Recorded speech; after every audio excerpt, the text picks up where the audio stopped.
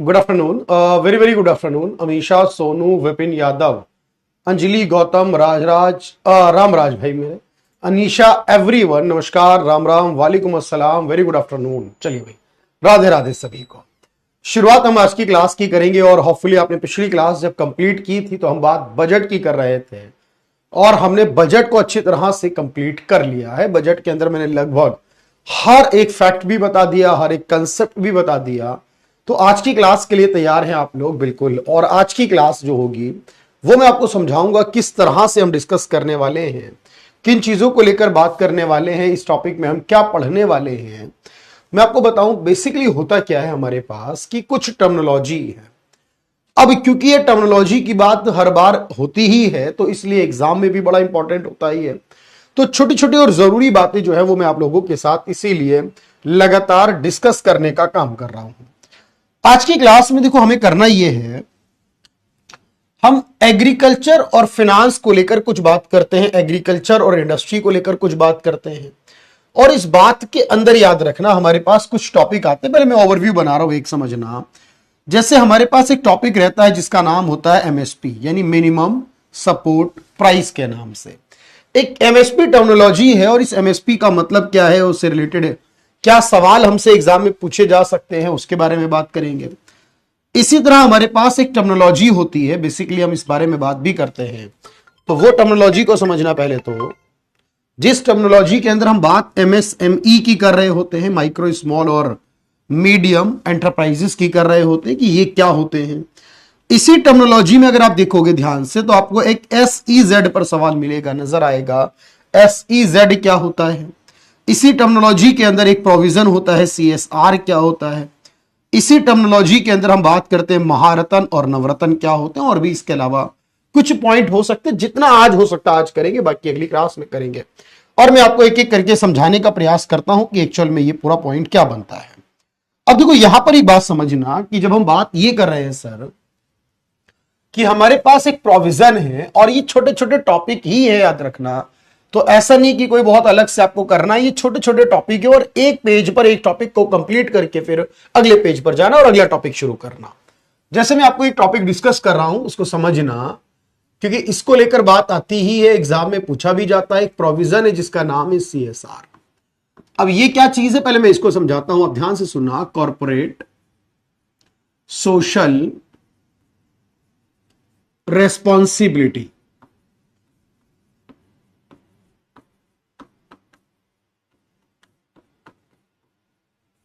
अब ये क्या चीज है? इसे हिंदी में कहते हैं कॉर्पोरेट सामाजिक उत्तरदायित्व। ठीक है भाई, देखिए पहले मेरी बात समझने का प्रयास करिएगा। अगर मैं आपसे एक सवाल यह करूं कि हमारे देश या दुनिया के किसी भी देश में सामान्य तौर पर, बिल्कुल बिल्कुल बिल्कुल करवाऊंगा अंकित भाई, अभी देखिएगा सवाल को, हमारे देश में समाज का कल्याण करना किसका काम है? एक सीधा सा लॉजिक में आपसे सवाल पूछ रहा हूं कि देश में जो समाज है हमारा, जो हमारी सोसाइटीज हैं, उनको डेवलप करने का काम किसका है? तो आप कहोगे समाज को डेवलप करने का काम सामान्य तौर पर सरकार का होता है, प्राइवेट वालों का तो नहीं होता। भाई प्राइवेट कंपनियां अपना पैसा कमाती हैं, उस पर सरकार को टैक्स देती हैं, उसे क्या मतलब है देश में बाकी क्या कुछ हो रहा है। लेकिन अगर मैं आपसे बात करूं, हमारा देश एक ऐसा देश है जहां पर एक रूल है कि अगर कोई भी कंपनी होगी तो उसे समाज के लिए, कंपनी को समाज के लिए अपने प्रॉफिट का, बहुत ध्यान से सुनिएगा, अपने लाभ का 2% समाज के लिए भी खर्च करना होगा। आप कहोगे सर इसका मतलब सरकार तो करेगी ही करेगी, पूरा बजट बनाती है सरकार, इसके लिए टैक्स लाती है सरकार, लेती है इसके लिए, लेकिन टैक्स के अलावा जो कंपनियां हैं देश की, उनको भी 2% पैसा जो है वो समाज के कामों के लिए खर्च करना होगा। अब आप कहेंगे बिल्कुल करवाएंगे भूपेंद्र भाई, बात समझो। तो आपने कहा सर ये 2% करना होगा, लेकिन समाज का काम क्या? जैसे आप बताओ मुझे, मैं आपसे पूछता हूं तो आप कहोगे सर समाज का काम जैसे कि शिक्षा के लिए स्कूल बनाने हो, किताबों की बात हो, एजुकेशन सेक्टर की बात हो, स्वास्थ्य हेल्थ के लिए बात हो, जो गरीब है उनके लिए बात हो, अगर मान लो कि पॉवर्टी को दूर करने के लिए, बेरोजगारी के लिए, महिलाओं के लिए बात हो, बच्चों के लिए बात हो, पर्यावरण की बात हो, अगर तो ये सब सामाजिक मुद्दे हैं और इन समाज के मुद्दों के लिए भी कंपनियों को सरकार कहती है कि प्रॉफिट का 2% पैसा खर्च करना होगा। बहुत ध्यान से सुनना मेरी बात। तो आप कहेंगे ठीक है, इस पूरे प्रोविजन को हमने क्या नाम दिया? इसको नाम दिया हमने CSR।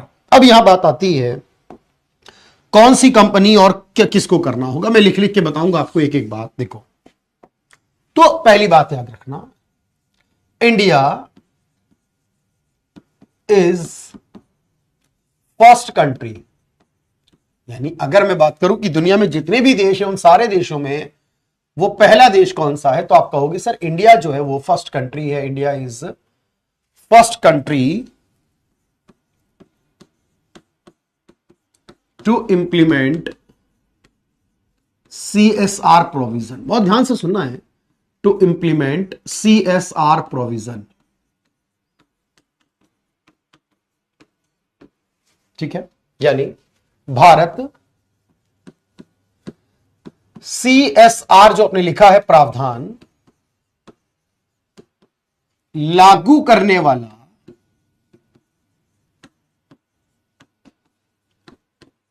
पहला देश है जिसने ये पूरा प्रोविजन लागू किया था।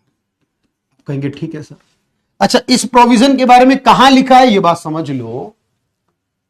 CSR provision under section 135 of company act 2013। तो जो कंपनी एक्ट 2013 का है उसके सेक्शन 135 में लिखा है CSR के बारे में। तो याद रखना, CSR प्रावधान, इसके जो प्रोविजन है, रूल्स हैं, कंपनी अधिनियम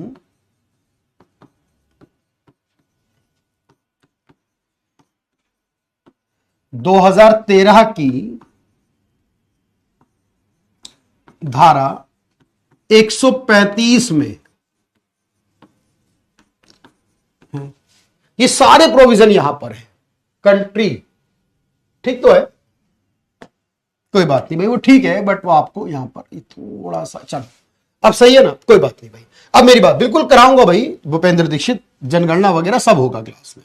अच्छा, अब आपके पास बात आई कि सर कितना करना होगा। तो कंपनीज को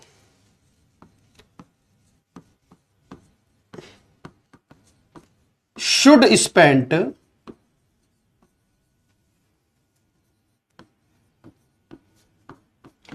2% of profit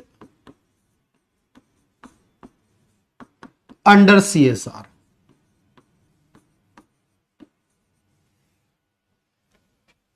कंपनी को या कंपनियों को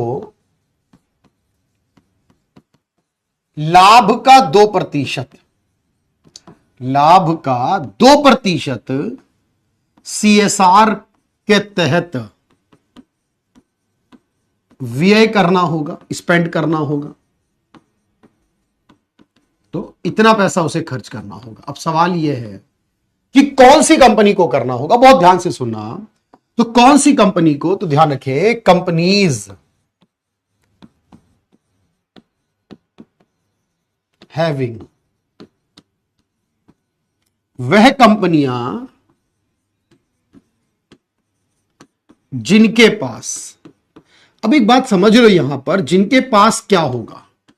अब मैंने कहा ऐसी कोई कंपनी जिनके पास क्या हो, पहला, या तो उन कंपनी के पास जो नेट कैपिटल या वर्थ कहते हैं, नेटवर्थ या कैपिटल जिसे कहते हैं, शुद्ध पूंजी कम से कम कितनी हो, शुद्ध पूंजी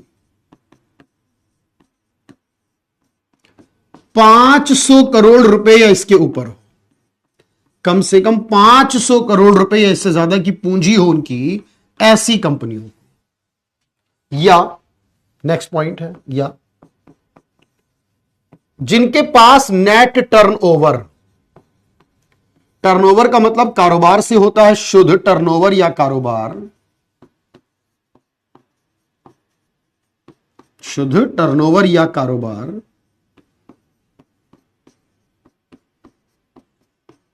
1000 करोड़ रुपए या इसके ऊपर हो, चाहे वो सरकारी हो या प्राइवेट, उससे फर्क नहीं पड़ता, लेकिन यह प्रोविजन लागू होता हो या तो उसके पास 500 करोड़ रुपए की पूंजी हो, या टर्नओवर मतलब साल भर कारोबार 1000 करोड़ रुपए करता हो, या उसका नेट प्रॉफिट, उसका जो शुद्ध लाभ चल रहा है, शुद्ध लाभ वो 5 करोड़ रुपए हो साल का, या इसके ऊपर हो, अगर ऐसी कोई भी कंपनी होगी तो फिर उस पैसे को उसे खर्च करना पड़ेगा। कहां पर? सीएसआर में। यानी कोई भी सरकारी या प्राइवेट कंपनी को, याद रखना, एक आखिरी बात और सुन लेना, तो आप पूछेंगे कि सर वो खर्चा जो करेंगे बेसिकली वो किस काम में करेंगे, तो मैंने आपको एक बात बताई कि सीएसआर में क्या खर्चा आता है, सीएसआर में आपको क्या करना है, तो याद रखो। तो सीएसआर एक्टिविटी क्या होती है, सीएसआर में पैसा कहां लगा सकते हो आप, जैसे मैंने एक नाम दिया आपको, एजुकेशन में लगा दो, चाहे एजुकेशन का कोई भी काम हो, आप उस काम को शिक्षा के लिए लगाओ, पैसे को शिक्षा के लिए लगा दो। दूसरा आप लगा दो हेल्थ के लिए, यानी कि स्वास्थ्य के लिए, हॉस्पिटल बनाने के लिए, दवाइयों के लिए, मेडिसिन के लिए, कुछ भी स्वास्थ्य के क्षेत्र में लगा दो उस पैसे को। या फिर आप उस पैसे को लगा दो एनवायरमेंट के लिए, पर्यावरण को अच्छा करने के लिए, पेड़ पौधे लगाने के लिए, तो एनवायरमेंट में लगा दो, पर्यावरण में लगा दो उस पैसे को। या उस पैसे को आप लगा सकते हो जो भुखमरी है उसको दूर करने में, हंगर, भुखमरी के लिए, क्या भाई जो लोग भूखे रहते हैं उनको खाना मिल जाए, कम से कम भुखमरी दूर हो जाए, इसके लिए। या फिर आप पैसा लगा सकते हो बेसिकली महिलाओं के एम्पावरमेंट के लिए, कि भाई महिलाएं बेहतर हो जाए देश में, महिलाओं को इंप्रूव करा जाए, एम्पावर किया जाए, एक्चुअल में महिलाओं के एम्पावरमेंट के लिए, यानी हिंदी में कहूं तो महिला सशक्तिकरण। मतलब ऐसे कोई भी सामाजिक मुद्दे आपको लगे, जो भी आपको, और आपको पता है मैं क्वेश्चंस कराए बिना क्लास खत्म नहीं करता, जो भी पढ़ाऊंगा क्वेश्चन के साथ कराऊंगा, बिल्कुल भाई ज्योति, पॉइंट नहीं आया, बात निकल गई आपकी, नहीं बता पाऊंगा अभी। उसके बाद चाइल्ड डेवलपमेंट के लिए, ठीक है, बच्चों के डेवलपमेंट के लिए, कि बच्चों का विकास हो, कुपोषण का शिकार ना हो बच्चे, बाल विकास के लिए होगा। और साथ में नेशनल हेरिटेज प्रोटेक्शन के लिए भी होगा, देश की जो सांस्कृतिक चीजें हैं उनके लिए भी, और इसके अलावा और भी चीजें होंगी नेशनल हेरिटेज प्रोटेक्शन के लिए।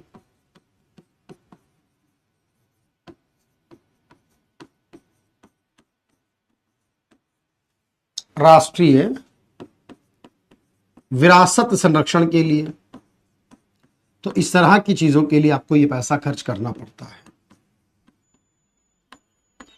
तो अब ये सारे जो काम है किसके तहत है, सीएसआर में, तो हर कंपनी को ये करना होगा। बताओ भाई इमरान, इमरान इसे एक बार डन करो।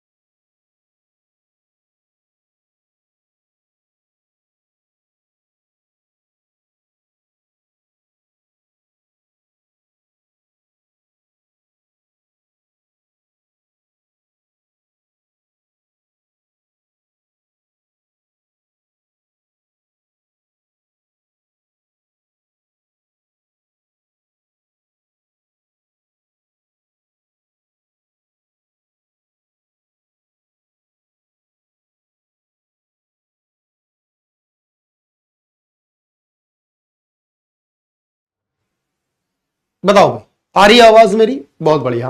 चलिए, सारी बात मैंने आपको बता दी, लेकिन आवाज आप लोगों तक नहीं पहुंच पाई। ज्योति भाई, आपका सवाल ये था कि आप जो बात कर रहे थे कि आपने आरबीआई ऑफिस अटेंडेंट का फॉर्म भरा है एक्स्ट्रा में अलग से, यानी इस तैयारी के अलावा आप वो कर रहे हो, तो मैं कहूंगा वो बैंकिंग जीए होता है, एक बैंकिंग एग्जाम में अलग से आता है, उस जीए में अलग से तैयारी होती है, उसका बिल्कुल डिफरेंट होता है, एवरीथिंग सब कुछ अलग होता है, तो उसको अलग ही तैयारी की जाएगी, उसका लेवल क्वेश्चन का अलग होगा, डिफरेंट होगा सब कुछ। फिलहाल अब हम बात कर रहे हैं, तो ये आपके पास डन हो गया है, तो अब हम आगे बढ़े अगले पॉइंट की तरफ चलते हुए। अगला पॉइंट क्या कह रहा है, मैं आपको एक एक बात सिखा रहा हूं, समझा रहा हूं, और आपके पास ये सवाल आता भी है, आप साथ साथ लिख भी रहे हो बेसिकली मेरे साथ, लेकिन अब आप समझो। मैं आपको एक पॉइंट दे रहा हूं, उस पॉइंट को समझना। हमारे देश में क्या होता है कि बहुत सारी कंपनियां होती हैं जिनको महारत्न और नवरत्न कहा जाता है। ये इकोनॉमिक्स का पोर्शन है बेसिकली। मैं आपको जो बात बता रहा हूं बहुत प्यार से समझिएगा। एक कंपनीज हैं जिनको हम महारत्न या नवरत्ना स्टेटस के रूप में डिफाइन करते हैं। अब ये स्टेटस क्या चीज है और इस बारे में क्या क्या हमें पढ़ना है, ये किसे मिलता है और कहां मिलता है, इसको समझाऊंगा मैं आपको। महारत्न व नवरत्न, पहले पूरा एक ओवरव्यू बनाइएगा मेरे साथ मिलकर। महारत्न व नवरत्न दर्जा, जब आप तैयारी करेंगे ना आपको दिखेगा हर टॉपिक से एक ना एक सवाल आपका आया हुआ होगा। बस ये कि कब आया है ये जरूरी नहीं कि हर सेट में आया हो, ये तो फिक्स नहीं हो सकता। लेकिन हमारे देश में इस समय 14 कंपनियां ऐसी हैं जो महारत्न है, 27 कंपनियां ऐसी हैं इस समय जो देश में क्या है वो नवरत्न है। ये 14 हो या ये 27 हो, ये हमेशा पीएसयू होते हैं, यानी सरकारी कंपनी। यानी जब भी कभी किसी को महारत्न या नवरत्न मिलता है तो याद रखो वो हमेशा सिर्फ और सिर्फ क्या होगा, वो सरकारी होगा, इसके अलावा कुछ नहीं होगा। चलिए मेरे भाई बात समझ लो।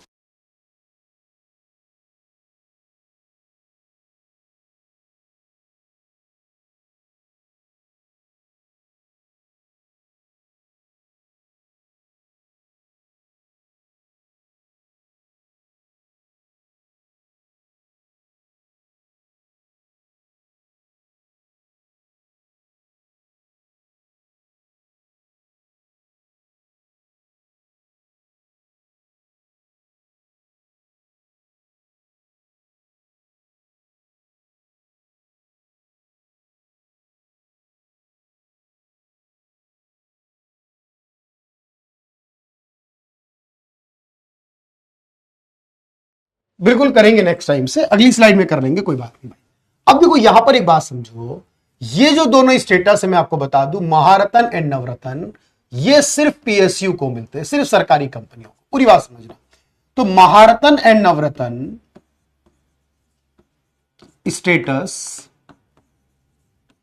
प्रोवाइड ओनली टू या ओनली टू पीएसयू, यानी महारत्न व नवरत्न दर्जा, पूरी बात सुनना भाई ध्यान से, महारत्न व नवरत्न ये दो दर्जे होते हैं, जो दर्जा सिर्फ सरकारी क्षेत्र के उपक्रम या उद्यम को मिलता है, सिर्फ सरकारी कंपनियों को, प्राइवेट को नहीं मिलता। देखो रिलायंस इतनी बड़ी कंपनी है देश की, टाटा इतनी बड़ी कंपनी है देश की, लेकिन उनके पास महारत्न नहीं होगा ना नवरत्न होगा, क्योंकि हो ही नहीं सकता। ये सिर्फ होता है सरकारी कंपनियों के लिए, जिनको क्या बोलते हैं, पीएसयू, पब्लिक सेक्टर अंडरटेकिंग। अच्छा दूसरी बात, जब भी कोई कंपनी महारत्न या नवरत्न बनती है उसके बारे में सुनना, तो दीज स्टेटस प्रोवाइडेड बाई, अब आप कहेंगे सर कौन प्रोवाइड करता है, ये प्रोवाइडेड किए जाते हैं, provided by department of public enterprises. देख लो ये ध्यान रखना है आपको, हर एक काम बता रहा हूं मैं आपको। Department of public enterprises under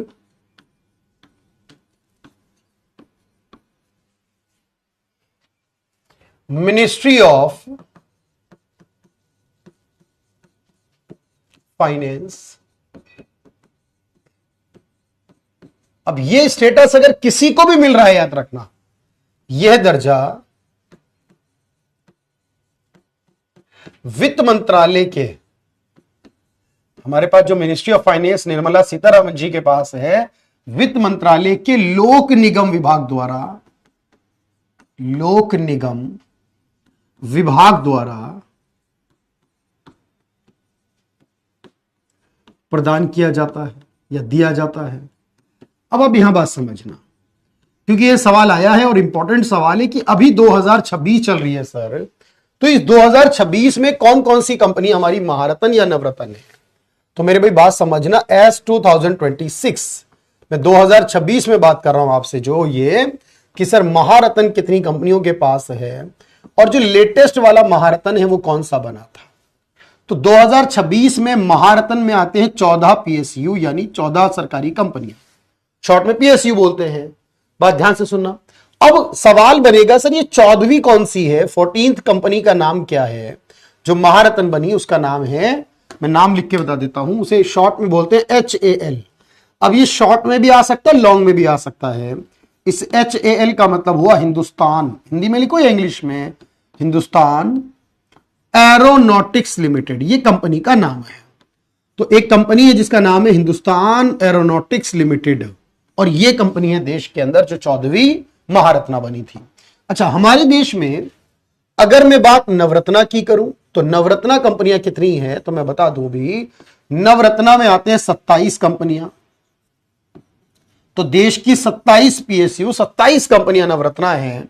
और जो कंपनियां नवरत्ना है अगर मैं उसकी बात करूं तो 27वें नंबर पर जो नवरत्न बनी है, 27वें नंबर पर, उसका नाम क्या है, तो हिंदी इंग्लिश शॉर्ट लॉन्ग किसी में भी लिखो तो वो है नुमालीगढ़। एक जगह है असम में, नुमालीगढ़ रिफाइनरी लिमिटेड।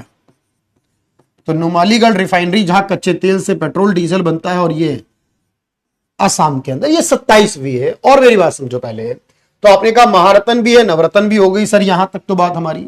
अच्छा, अब ये जो दोनों स्टेटस की बात हम कर रहे थे, अब इनकी शुरुआत हुई थी और उसके बाद से ये हमारे पास लगातार चल रहे हैं। अगर मैं कहूं महारत्न और नवरत्न है बेसिकली, देखो एक बात याद रखना, जब कोई कंपनी महारत्न बनती है,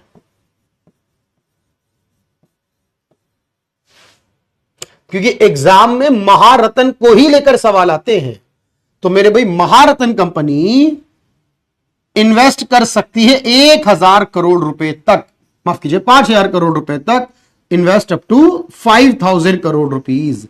यानी अगर वो 5000 करोड़ रुपए तक इन्वेस्ट करे तो सरकार को परमिशन लेने की जरूरत नहीं पड़ती, यानी इतनी इन्वेस्टमेंट करने के लिए वो फ्री हो जाती है अगर उसको महारत्न मिल जाता है। वो 5000 करोड़ रुपए तक इन्वेस्ट कर सकते हैं विदाउट गवर्नमेंट परमिशन, यानी सरकार की अनुमति के बिना 5000 करोड़ तक निवेश कर सकते हैं महारत्न वाले, सरकार की अनुमति के बिना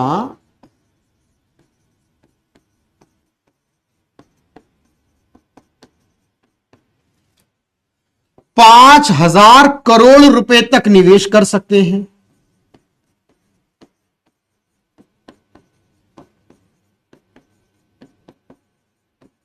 अच्छा, और जो नवरत्न वाले हैं वो क्या कर सकते हैं सर, तो मैं आपको बता दूं मेरे भाई, जो नवरत्न वाले हैं वो क्या कर पाएंगे सर, तो एक बात और याद रखना, जो नवरत्न वाले हैं, ये स्टेटस का मतलब ही ये होता है, तो ये इन्वेस्ट कर सकते हैं, इन्वेस्ट अप टू या investment up to 1000 crore rupees. ध्यान रखना यहां कितना हो गया, अब 1000 crore rupees without government approval या विदाउट गवर्नमेंट परमिशन, यानी परमिशन की भी जरूरत नहीं पड़ती ऐसी सरकारी कंपनियों को। कितने तक याद रख लो, 5000 और 1000 तक। तो सरकार की अनुमति के बिना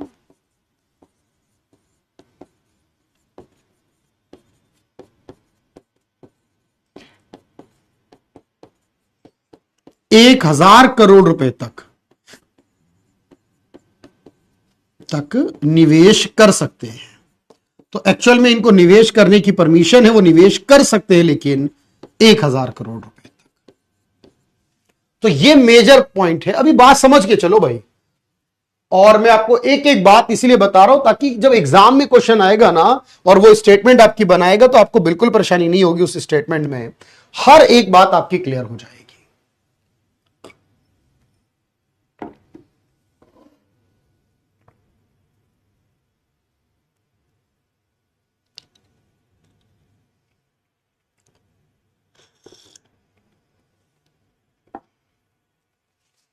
अब आप मुझे बताओ,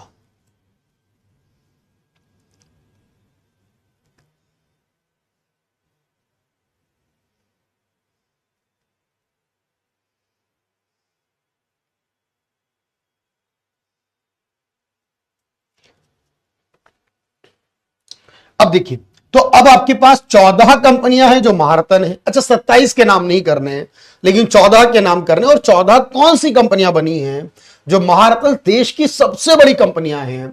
अब यह काम आपका है कि आप इसे किस तरह से करते हो कि सर वो 14 कंपनी कौन सी हैं। तो वो शर्त मैं आपको बताऊंगा, अगर आप इसे लिख लेते हो एक बार, फिर आगे बढ़ेंगे और अगले टॉपिक की तरफ चलेंगे। और टॉपिक्स हमारे क्या कहते हैं भाई।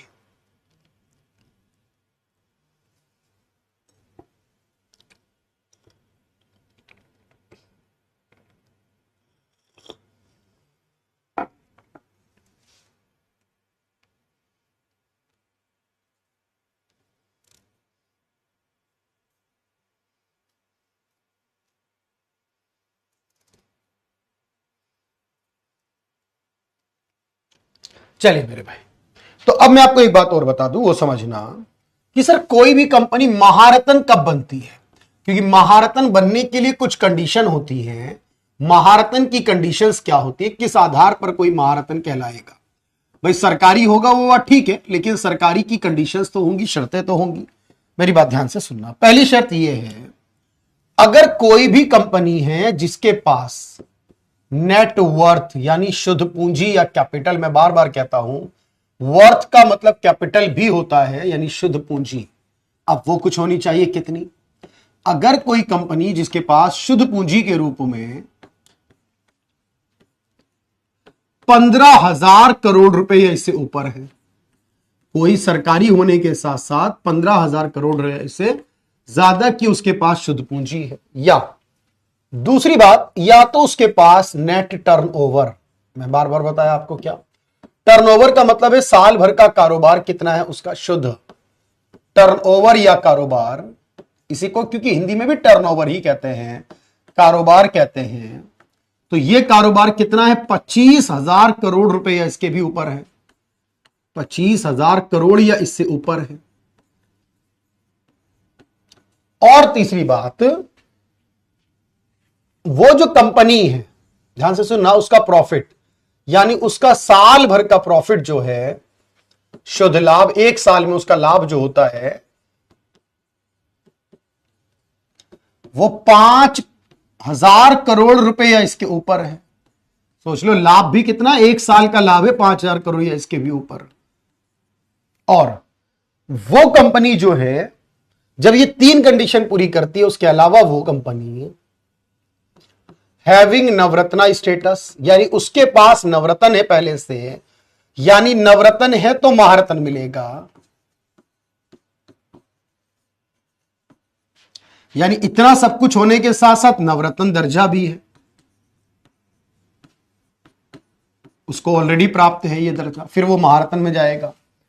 और पांचवी बात, उसको ग्लोबल प्रेजेंस है, यानी दुनिया भर में उसकी ब्रांचें हैं, वैश्विक स्तर पर ब्रांच है उसकी, विश्व भर में ब्रांच है उसकी, यानी वो बाहर भी है, दुनिया से बाहर भी उसकी ब्रांच है। और वो स्टॉक मार्केट यानी स्टॉक शेयर बाजार में भी है। अब ये 6 बातें अगर कोई कंपनी पूरी कर लेती है, स्टॉक एक्सचेंज में रजिस्टर्ड है, ये स्टॉक मार्केट में यानी शेयर में भी खरीद बेच होती है उसकी, तो ऐसी कंपनी को बनाया जाता है महारत्न। अब याद रखो, इतना सारी कंडीशन पूरी करने वाली सरकारी कंपनी ही महारत्न बनती है, याद रखना। 2010 से चल रहा है महारत्न वाला कॉन्सेप्ट, ठीक है। तो अब याद रखना, ऐसी 14 कंपनियां देश में बन गई हैं, सर कौन सी है। तो अगर मैं आपसे कहूं कि वो जो 14 महारत्ना पीएसयू है वो कौन कौन से हैं, क्योंकि मैं आपको बता दूं, जब भी सवाल आता है, अब देखो, अब 2025 24 जो भी वर्ष देखोगे आप, तो आपको ये नाम याद रखने पड़ेंगे। क्योंकि देखो, मैं आपको बता रहा हूं तो मेरा भी टाइम लग रहा है, ऐसा तो नहीं है कि मैं आपको बिना रीजन के बताऊंगा। काम वो बताऊंगा जो एग्जाम में आता होगा। तो आप कहोगे सर, तो आपके पास क्या है भाई? जैसे एक कंपनी जिसका नाम है ONGC, अब अगर ना पता हो तो गूगल पे सर्च करना आपका काम रहेगा आज के बाद। IOCL, आप चाहो तो एक एक लाइन में लिख लेना ताकि आप फुल फॉर्म लिख सको अगर ना पता हो। एक कंपनी है कोल इंडिया लिमिटेड के नाम से। ये 14 याद कर ली तो आपका सवाल बन जाएगा, बनाना पड़ेगा, इसको याद करना पड़ेगा। एक कंपनी है BHEL भेल, एक कंपनी है GAIL गेल, एक कंपनी है SAIL सेल, एक कंपनी है NTPC नेशनल थर्मल पावर। ये थर्मल पावर है, अभी कर देंगे भाई राकेश, चलो।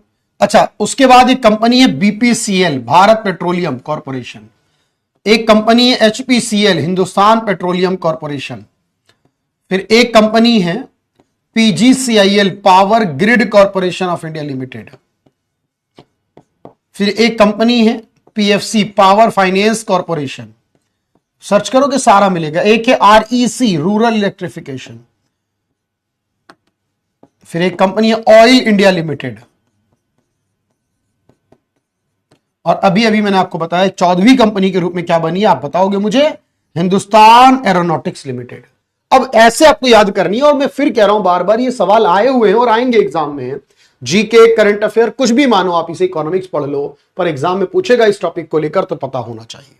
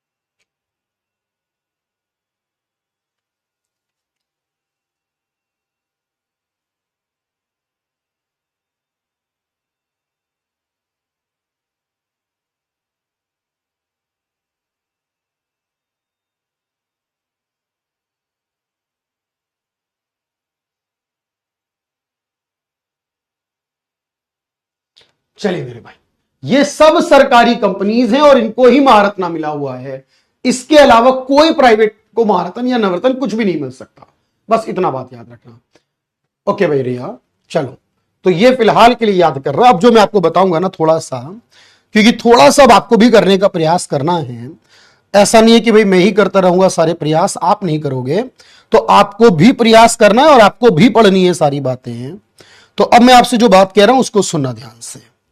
अब देखो, हमारे जो किसान होते हैं, किसानों के लिए भी एक बात बता दूं आपको मैं, कि हमारे देश के जो किसान होते हैं ना सर, उन किसानों के लिए भी एक प्रोविजन होता है। वो क्या है, सुनो।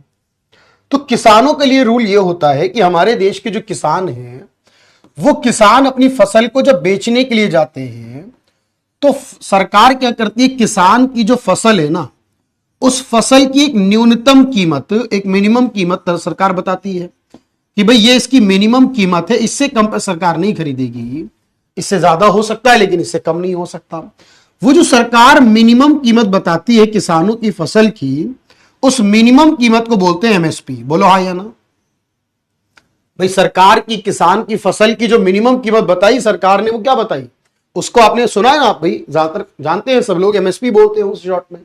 अब ये MSP क्या होता है, देखो सरकार क्या करती है, 23 फसलों की, गन्ना मिलाकर 23 फसलों की हर साल सरकार बताती है MSP कि भाई इनका मिनिमम मूल्य हमने इतना रखा है। अच्छा, सरकार को क्या, तो आप मुझे बताओ भाई, तो सरकार को क्या पता चलेगा, सरकार को कैसे पता चलेगा कितना हुआ? तो आप कहेंगे भाई सरकार क्या करती है, इसके लिए एक आयोग बनाती है। सरकार एक आयोग बनाती है, सरकार उससे पूछती है, फिर सरकार आयोग बनाकर जो आयोग कहता है उसकी बात मान लेती है। तो आयोग क्या कह रहा है इस बारे में और सरकार कितना मान रही है वो समझो ध्यान से। तो मेरे भाई ये एमएसपी का कॉन्सेप्ट मैं आपको जो बता रहा हूं उसको सुनना। देखो अगर आप समझ जाओगे तो बहुत आसान हो जाएगा। और इस 23 फसल के अंदर मैंने कहा गन्ना भी शामिल है। अच्छा, गन्ने की मिनिमम कीमत को अलग नाम देते हैं क्योंकि वो अलग आता है कैलकुलेशन में। गन्ने की मिनिमम कीमत को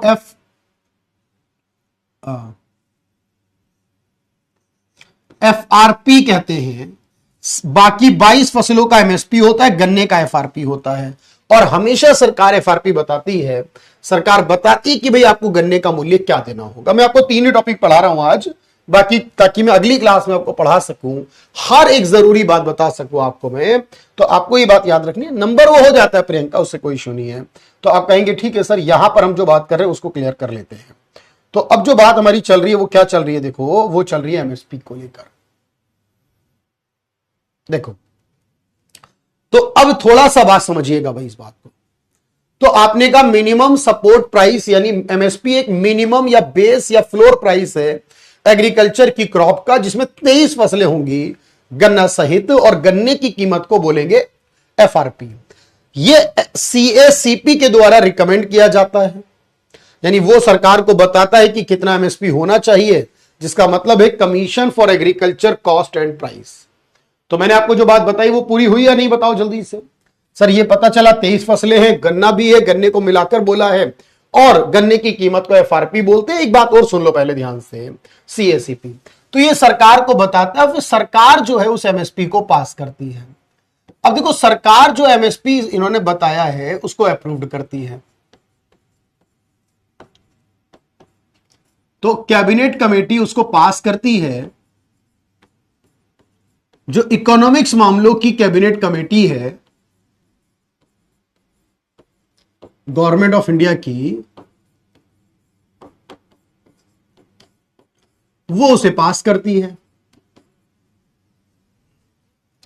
पूरी बात सुनना भाई अभी। तो गवर्नमेंट ऑफ इंडिया के तहत जो एक कमेटी बनती है वो उसे पास करती है, और जब वो पास करती है तो उसके बाद ये अनाउंस होता है। और अगर ये पूछे एमएसपी किस मंत्रालय में आता है, अब आप मुझे बताओ कौन से मंत्रालय में आता होगा, अगर ये पूछ ले आपसे तो कौन सी मिनिस्ट्री होगी? इसके लिए तो आपका अपना अलग से मंत्रालय बना होता है एग्रीकल्चर का। तो मिनिस्ट्री ऑफ एग्रीकल्चर जो है हमारे देश का, जो कृषि वाला मंत्रालय है, वो इसके लिए काम करता है। अच्छा, एमएसपी रखा जाता है, और ये सरकार मैंने कहा 22 बताती है। तो एमएसपी कितना रखा जाता है? तो एमएसपी रखा जाता हमेशा लागत जितनी भी आती है किसी चीज को बनाने की, ये रूल है लागत प्लस में 50%। एमएसपी हमेशा उतना रखा जाएगा जितना खर्चा होगा, यानी उसे मार्जिन कहते हैं हिंदी में भी और इंग्लिश में भी मार्जिन कहते हैं। तो ये एमएसपी के रूल होते हैं। तो सरकार एमएसपी की घोषणा करती है, एमएसपी बताती है कितना होगा। अच्छा, एमएसपी जो अनाउंस करती है गवर्नमेंट, वो हमेशा फसल को बोने से पहले।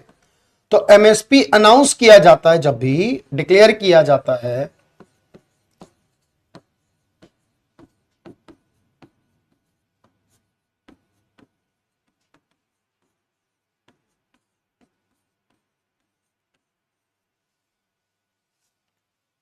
तो हमेशा एमएसपी की घोषणा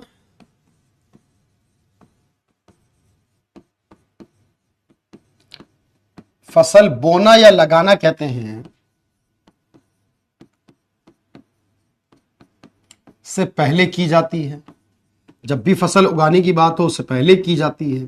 तो सरकार इस तरीके से किसानों की फसल की एक मिनिमम कीमत बताता है कि भाई हम इस कीमत पर खरीद लेंगे, अगर आप उत्पादन करोगे तो जितना खर्चा आता है उसका 50% मार्जिन भी देंगे आपको एक्स्ट्रा में। और याद रखना, अब ये हमारे देश में चल रहा है 1965 से। तो एमएसपी किस मंत्रालय में आता है? तो याद रखना एमएसपी कृषि मंत्रालय के अधीन आता है।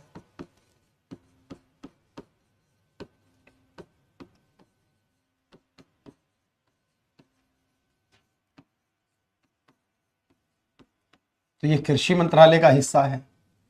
और एमएसपी भारत सरकार के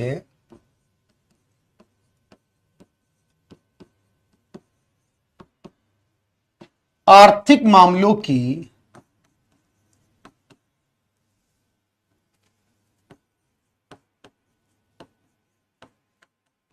कि संसदीय समिति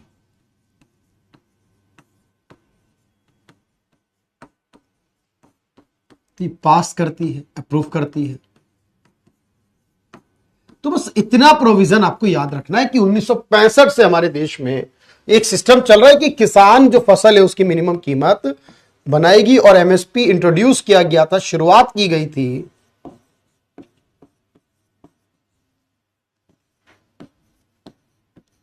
वो 1965 में की गई थी। तब से ये सिस्टम आज तक चल रहा है देश में। हर सरकार, कांग्रेस भी थी, बीजेपी भी थी, सारी सरकारें थी, कोई फर्क नहीं पड़ता, किसानों की फसल की एक मिनिमम कीमत हर साल बताई जाती है, और आपको ये बात पूरी तरह से नोट करनी है।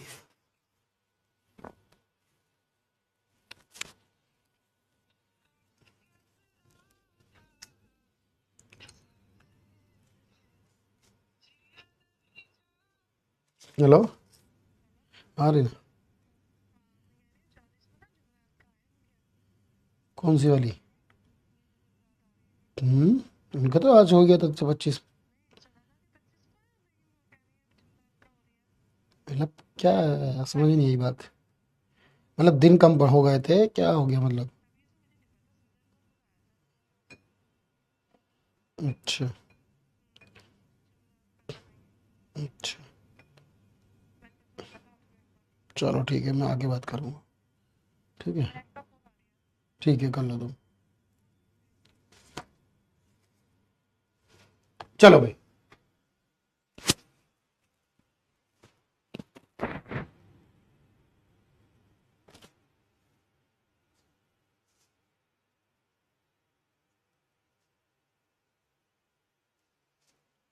कोई बात नहीं भाई। तो ये छोटे छोटे पॉइंट मिलाकर देखो, मैं क्लास कराता हूं। देखो, चाहे क्लास कितनी भी देर की हो, ये इंपॉर्टेंट नहीं है। इंपॉर्टेंट ये कि हमने कॉन्सेप्ट को पूरी तरह से पढ़ा या नहीं, हर एक बात सीखी या नहीं, कि अगर गन्ने का मूल्य होगा तो क्या कहेंगे, अगर बाकी चीजों का मूल्य होगा तो क्या कहेंगे, और अगर इससे रिलेटेड सवाल पूछेगा एग्जामिनर तो हम क्या कर कराएंगे। ये जरूरी है हमारे लिए जानना, और हम कोशिश करते हैं कि मैं एक एक बात आप लोगों को उस तरह से बताऊं और आपसे पूछूं। चलिए भाई, अब मैं कुछ सवाल कराऊंगा, क्योंकि ये जो पोर्शन है ना हमारा, 3 पॉइंट जो मैंने आज करा दिया आपको, आप कहेंगे कि सर ठीक है, बट एग्जाम में कैसे होता होगा, कि एग्जाम में क्या सवाल पूछा जाता होगा।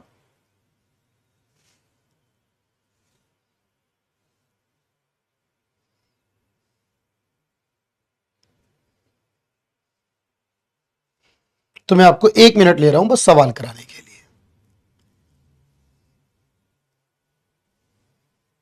पहले आप इसे नोट कर लीजिए।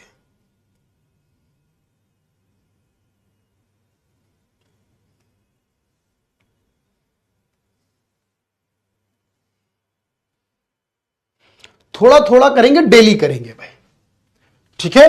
ये एमएसपी का रूल है। तो आपने महारत्न, नवरत्न, सीएसआर और साथ में एमएसपी पढ़ा, ठीक है। बस ज्यादा नहीं कर रहे हैं आज हम, और इसके बाद ये क्वेश्चन करेंगे हम। बट मैं एक फाइल लगा लूं पहले आपके लिए, फाइल जरूरी है, 2 पॉइंट को लेकर फाइल है हमारी, उसको लेकर हम डिस्कस करते हैं।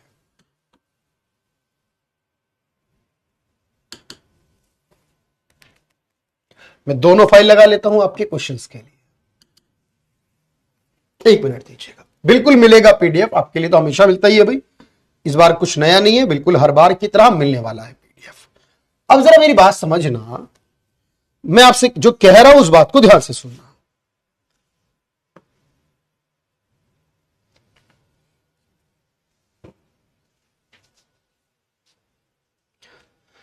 क्या सत्य नहीं है, ये बताओ जरा सोचकर, क्या सत्य नहीं है। पहला, सीएससीपी एक संतुलित और समेकित मूल्य ढांचे का निर्माण करने के विचार से किया गया, और उसमें 23 कृषि फसलों पर मूल्य नीति पर अपना सुझाव देने को कहा गया। बिल्कुल ठीक है, इसमें कोई दिक्कत, तो सही है, सत्य है, कोई दिक्कत नहीं है सर इसमें तो। और सीएससीपी प्रत्येक वर्ष अपनी रिपोर्ट देता है, यह भी सत्य है। तो यह पूछा है क्या सत्य नहीं है, आपने कहा जी कोई ऐसा नहीं है जो गलत हो, सारे के सारे सत्य, कोई असत्य नहीं है, कोई भी असत्य नहीं है। न्यूनतम समर्थन मूल्य यानी एमएसपी की घोषणा भारत सरकार कब करती है? At the beginning of sowing season या एट द हार्वेस्टिंग सीजन? कटाई के मौसम में या बुआई के मौसम में? तो आपने कहा जी बुआई में करती है, कटाई में तो नहीं करती। एक होगा सिर्फ, बुआई के मौसम में करते हैं, कटाई के मौसम में नहीं करते हैं। सरकार जो एफआरपी बताती है वो किस चीज की मिनिमम कीमत को बताती है? देखो, चावल का है तो एमएसपी होगा, गेहूं का एमएसपी होगा, कपास का होगा, लेकिन गन्ना है तो एफआरपी होगा, क्योंकि गन्ने का एमएसपी नहीं होता, गन्ने का एफआरपी होता है।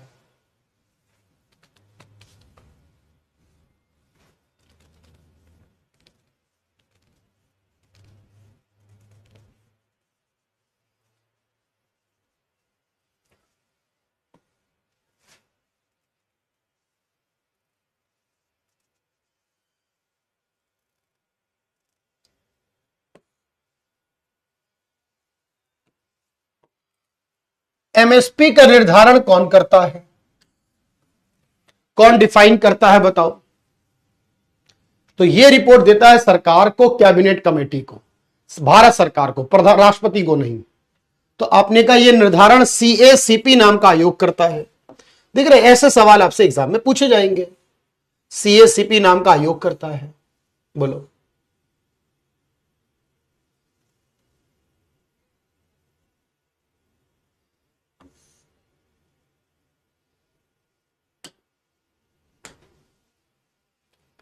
कंपनी अधिनियम 2013 के प्रावधानों के हिसाब से कंपनी को लाभ का 2% खर्च करना होता है सीएसआर में। किस कंपनी को?